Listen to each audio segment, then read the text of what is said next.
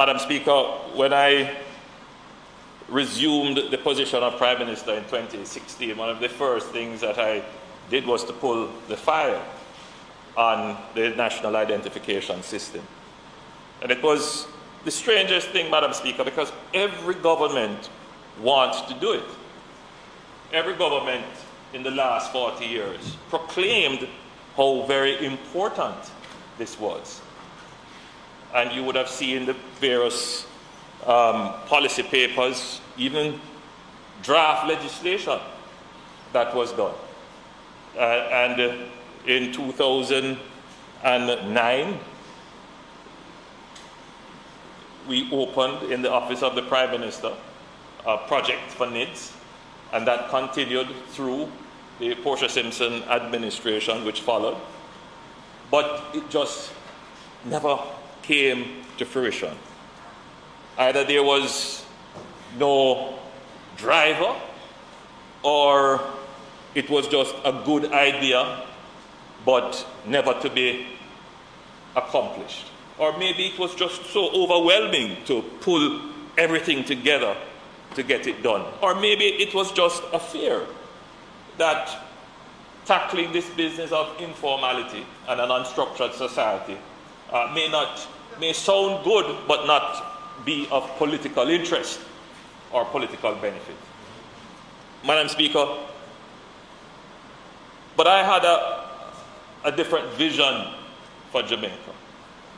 I felt that Jamaica as a country has done so well, but it could have done so much more.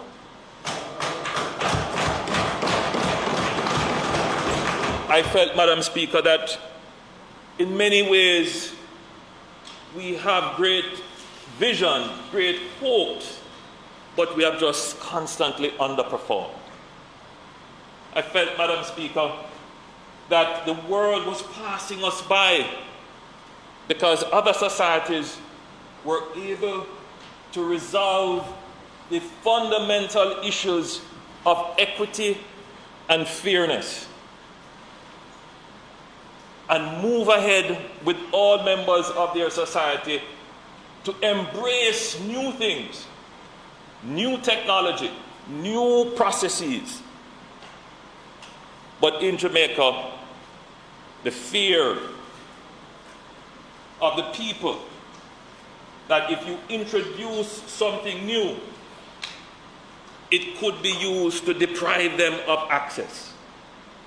The fear that if you introduce something new, it could take away their freedom.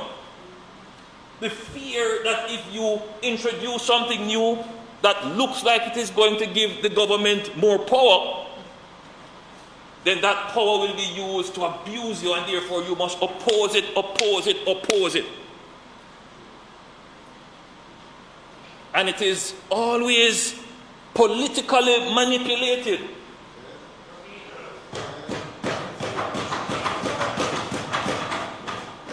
And it has to be a political tug of war when we know it is in the best interest of the society. For those who are fearful, for those who follow conspiracy theories,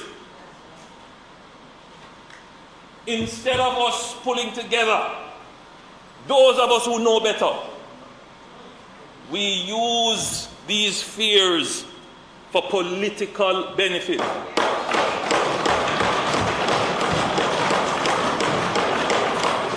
Whether it is for NIDS or vaccination.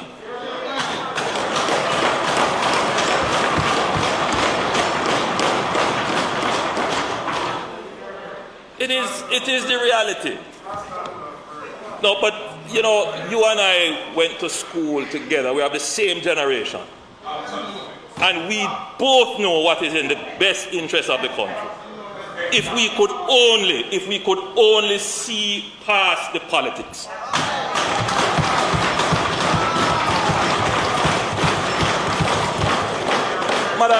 Madam Speaker, you know, there are,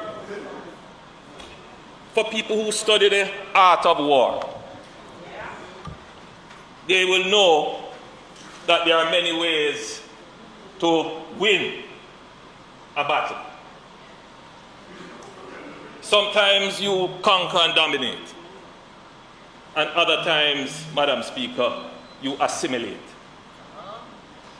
It is not always that you have to go with an overwhelming force and conquer. Sometimes you strategically assimilate. And sometimes, Madam Speaker, you don't have to oppose everything in order to win. Sometimes you can share in the victory. Madam Speaker, when I was in the opposition, I took a strategy that I would never oppose everything that is brought in this House.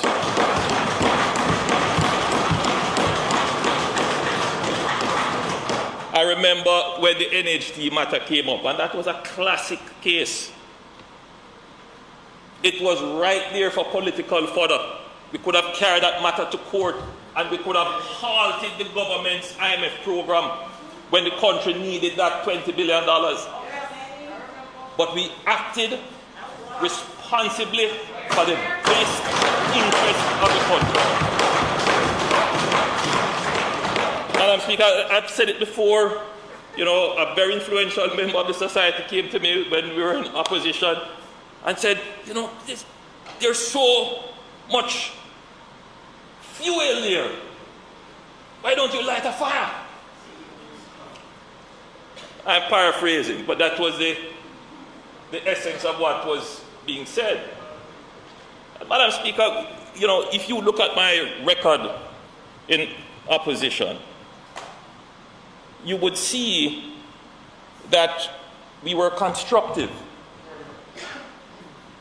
very constructive. When it was in the national interest, we didn't play political games with it.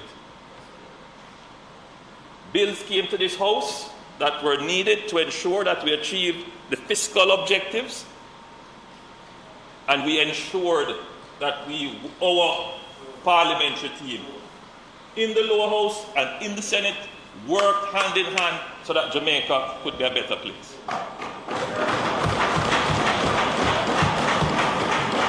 And Madam Speaker, you have to be consistent. We were consistent in our positions, but we accept it for what it is. And there are lessons that I certainly have learned.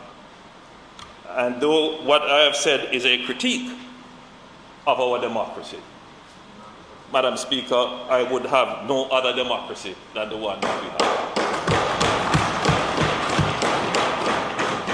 So, Madam Speaker, we are here today having gone through the political process. And it is the right, some might even argue the duty of the opposition to put these matters through the ringer and test it. And I believe we have a strong bill as a result of going through that process. We would have lost some time, Madam Speaker.